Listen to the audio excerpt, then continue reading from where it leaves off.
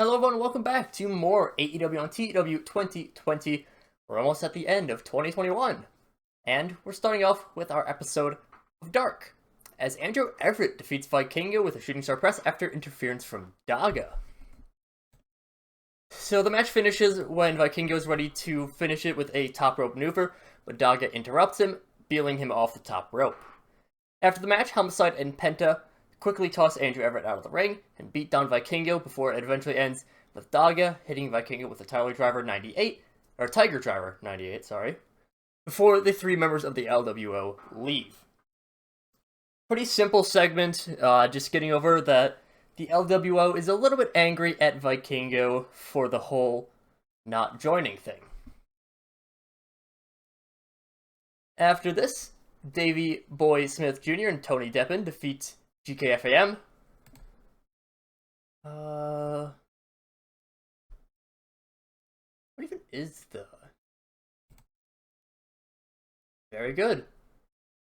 I'll take it. Isaiah Cassidy defeats Jonathan Gresham. Jonathan Gresham still just intentionally getting himself counted out. After this, we see a backstage segment of Nyla Rose and Alex Marvez. And Marvez says that Nyla invited him to do an interview. Now it says, a year and a half ago, I proved to AEW that I was a beast, that I crushed all in my path, and I had my place at the top of the food chain. But nowadays, all AEW can hope to do for this women's division is to bring in Japanese imports in hopes that some disgusting folks will fawn over their Joshi princesses. So it's time for the beast to return. But I'm not just a native beast. Vicky Guerrero left me behind, but that doesn't mean that I'm not ready to take off on my own. I'm not just a beast, I am not just the beast, I am the queen of beasts, and everyone will bow before me whether they want to or not.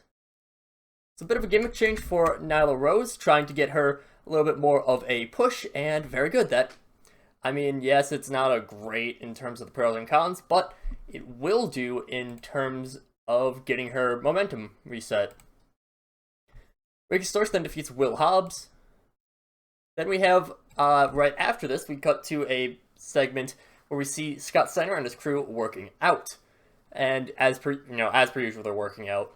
When they're approached by the Hit Squad, two members of Brutality Inc. go around and say that all of the working out in the world couldn't help them because brute force isn't enough to win championships. Steiner gets offended by this and yells at the two to get out of the gym, out of his gym. And the Hit Squad's like, why do we have to? The gym's for everyone of the AEW roster. That angers Steiner even more. Dallas Mattel Williamack, I originally had Arnold Trigg, but I forgot that I sent him on excursion, so it's actually Jordan Grace. Approach the Hit Squad and a brawl ensues, only stopping when the gym staff escort them out. So this is starting a little bit of a feud. Of course, the Hit Squad had injured Nat Murphy in kayfabe, of course. Shotzi defeats Harlow O'Hara. The Briscoes defeat Bear Country. Then we have a episode of The Waiting Room, with Shida as the special guest. Britt asks Shida about the fact that, despite being a champion in the past, she has done a little since losing her belt earlier in the year. And Shida just responds with, of course it's frustrating to have not gotten anywhere since Revolution. Been trying and trying to climb back up to the top, but it's not worked. But I'm far from done. 2021 admittedly has not been the year of Shida, but I'm nowhere near ready to quit on my dreams of being the AEW Women's Champion once more. Mayu-san, you may be my friend outside of the ring, but once we get into that ring, I'm not going to give up. And Britt Baker, she applauds Sheeta's like, hey, you're honest, at least you realize that it's not been a year, but you won't have to worry about beating Mayu, because Britt Baker will be the champ by the time that Shida gets back in the rankings, which will probably be at the beginning of 2022. Probably gonna have this episode of Dynamite be Britt Baker against Mayu. So, yeah. Fred Yehi then defeats Kip Sabian. Dalton Castle defeats John Silver. Sammy Guevara defeats Sean Dean. Then we see Matt Cardona in the backstage area cutting a promo to a cameraman. He says, it's always been the same story with me. I was one of the first people in the world to take the initiative and to work my ass off in order to get myself known. What did that get me? A moment in the spotlight, followed by being forgotten, followed by being buried. I made appearances in this company as Cody's friend, as a member of the Nightmare family, and now I'm forgotten. Time after time after time, it's been the same shit over and over again. But now, I'm done. Everyone forgot me. The people turned on me quicker than the Titans did. Just like the Titans did. They all turned on me. I've always been held down by people who have told me time and time again that I'm just not good enough. I'm not someone who deserves TV time. That's all finished today. I don't care what you think anymore. I've done it once, I'll do it again. It's time to show the doubters that I am better than you all think I am. So Cardona actually making a heel turn. And, well then, probably something with like, the Forgotten Star would be his marketing, but complete success for Matt Cardona being a heel. And then we finish the show with Rey Fenix defeating Dijak. Good show of Dark, get a few gimmick changes down, get a heel turn in for Matt Cardona, and we'll see how things go for him, as we see how things also go on our episode of Dynamite.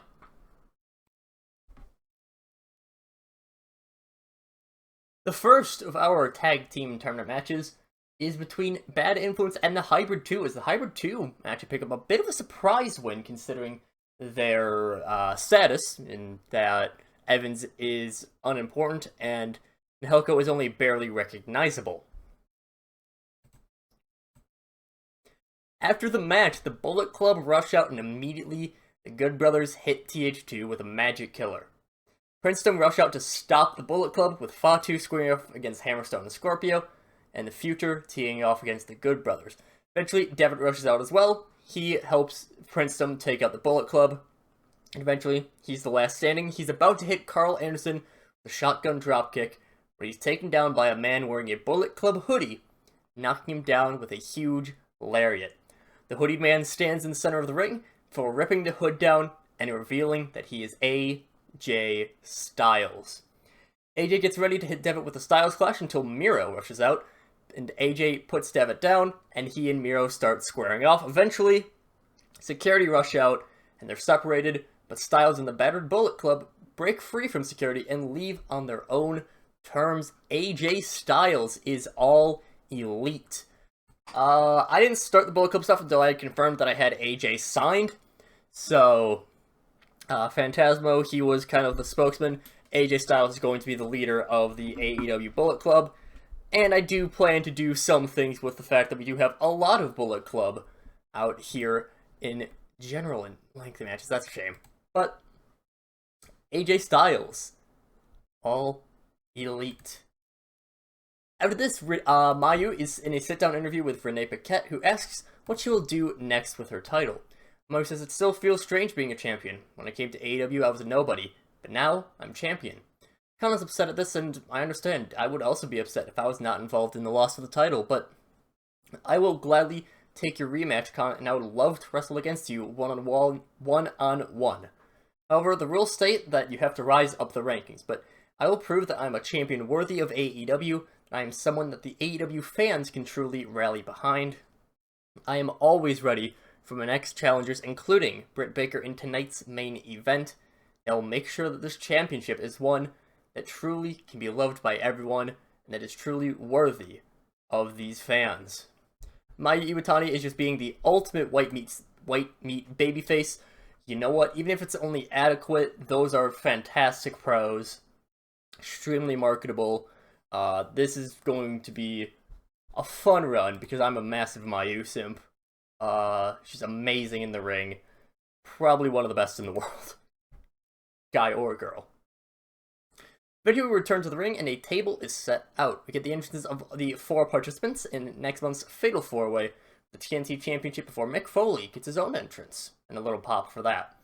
Everyone's in a suit as Mick Foley lays out what the terms of the match are. And for the first few minutes of this, it's an 8-minute segment, Mick Foley's the only one who talks. He's just kind of explaining things. It's kind of boring, and then he's like, "Hey, you guys can talk too." Finally, Garza speaks, and he says, it doesn't matter what anyone says. It doesn't matter what these terms are, because going into the new year, I'm still going to be champion. And Banks kind of is like, look, yeah, you've had a good run so far, sure, whatever, but what the fans want is someone who's explosive in the ring. They want someone who's this real star, someone who can really wow the crowd, and the sponsors especially want someone who can wow the crowd to put on the commercials. Then Garza and Banks, they go back and forth about this for a while. Takahashi, he's sitting with Daryl, his little stuffed animal. Darby Allin is just kind of sitting back, relaxing. Things are about to get physical when Darby finally speaks, and he just says, like, just save it for the Christmas show, just save it for then. We'll settle this all in the ring. And Darby, he's the first to ask for a pen and to sign the contract. Darby's probably not wearing a suit, but everyone else is. Darby's the first to sign the contract, and then Hiromu and Daryl actually sign afterwards. Probably, I'm imagining Hiromu actually, like, has Daryl's paw, quote-unquote paw, and signs with that. Then eventually, Banks signs, Garza signs, and they all leave with, surprisingly, no incidents happening on this contract signing. And adequate, but okay. So I wanted to change Darby's gimmick because the skater thing is kind of eh. Then we get Dalton Castle actually defeating Samoa Joe after interference from MJF, so it is still, Joe is kept strong. Dalton Castle completely does not care about the fact that MJF cheated. There's this over-the-top celebration, you know. You have streamers going everywhere. You have confetti raining down from the sky. You have a bunch of extras going around doing fancy things. And, you know, Dalton Castle, he's this really elaborate celebration. Lots of pomp, lots of just craziness, lots of all sorts of ridiculousness going on. And as this happens, MJF, he's trying to yell at Joe and Taz. He has a mic, but his mic's cut off. And eventually, MJF's like, alright, I need to talk. Chucks Castle over the top rope, and then he starts speaking. Says, you see this, Taz? This is why you shouldn't mess with me. Don't think I didn't see what you posted. I'm imagining that sometime before this, and probably it would be brought up, like, in the next segment or something like that. That, like, Taz had some post on Twitter that's like, you know, MJF says that he's the strongest, but we're the only faction in AEW. But my faction is the only group in AEW with 2 championships. Something along those lines. And he says that the VIPs are worthless because we don't have any championships. I don't care if that hunk of scrap metal that Dalton Castle now has is meaningless. If it's a title, if you say it's a title, you don't have it anymore. You can claim that you're the strongest stable in AEW because you have the most titles, because you had the most titles, I should specify, but you, yourself, mean nothing to me. I'll do this as much as I need to. I'll do this to all of your people in your FTW world until you give in and admit that your strength, that your stable, is nothing compared to mine. So MJF just being, you know, his usual cocky self, he's very bitter at Taz for undercutting him. So cost Joe the FTW title. It's not an official title, but because it's not owned by anyone in management, they're going to pretend it's an official title still. So yeah. After this, we see a bandaged Hans Katana backstage, wolfing down some of the catering. She's clearly upset about what happened at Full Gear, which of course we saw the replay of last episode with Kana. And she eventually speaks to Morgan instead of just speaking to her food. Ham says, friend hurt Goku, friend not happy, and Goku, friend hurt. And Morgan, just very fed up, is like, I told you we shouldn't have gone up to Kana like that. But Ham just shakes her head, and she says, I still want to be friends. Let's go find friend. So, Hams especially, still wants to be friends with Kana, the former women's champ. Morgan is like, alright, sure. Again, trying to build these two up. I'm still not 100% certain how to book Hams. Her segments in Reawakened are a little bit weird. I haven't seen too much of Doom's series. To see what Hams is like in there from someone who actually writes for Hams. Don't know exactly what Morgan's like, because I haven't seen anything with Morgan in it, aside from Reawakened. But, you know, something, alternate reality, something. After this, Proud and Powerful defeat Eddie Kingston and Jon Moxley, when Ortiz pins Moxley with the Street Sweeper. I'm imagining this is sort of something along the lines of just they didn't have, you know, because of that lack of chemistry, Proud and Powerful could win. Afterwards, the Lucha Brothers music plays, and they walk out with Vicky Guerrero. And she says, "Excuse me, Santana and Ortiz. You've already guaranteed yourselves to be one of the top 4 teams for those tag team championships, but we can't help but notice that you're no better than a secondary tag team. You weren't good enough to defeat the Vision, you weren't good enough to be in the Inner Circle, but yet you think you were too good to join the Latino World Order? So you know what? Even if you win that title, don't rely on having it for too long, because Rey Fenix will win the Face of the Revolution ladder match, he'll win the World Championship from that traitor, that person who betrayed the Lucha Brothers in PAC, and then he and Penta El Cero Miedo will fearlessly win those tag team titles, with Phoenix being the first person in AEW history to hold 2 titles at the same time. 2 AEW titles at the same time, I should specify. Matt Sydal is Ring of Honor World Champion. Mayu is the SWA Undisputed Champion, which is a Stardom mid-card thing. But anyways, you could have had a part of this greatness, but you refused to accept the LWO for what it truly is. So Vicky Guerrero, not happy at Santana and Ortiz for declining to join the LWO when it was first founded. After this, we see Sting and his crew sneaking around the Hardy compound, blending in with the cultists. The whole group splits up, and it doesn't take long for Sting to find, of all people, Frederick Hurst tied up. Hurst nearly blows Sting's cover because he's an idiot, but he does hold off for enough for Sting to help release him. Then approached by Bruiser Sheridan, who is of the Cult of Cole. I forgot to add him to the storyline, oh well. Who glares at the two. Sheridan takes a few steps towards them until he's hit in the back by Lee Johnson, and then the 3 of them sneak off elsewhere for the story to continue on a later week. So still, Sting is infiltrating the Hardy compound, trying to see if he can help out the Hardy brothers, get their house back. Now they have Frederick Hurst along. After this, the Vision defeat the Butcher and the Blade. These 80 performances is absurd. Jake Roberts then gets into the ring after the match, and he has a smile on his face and says, "You may have taken our titles, Heyman, but you're far from taking us down. We're still the only undefeated team in AEW.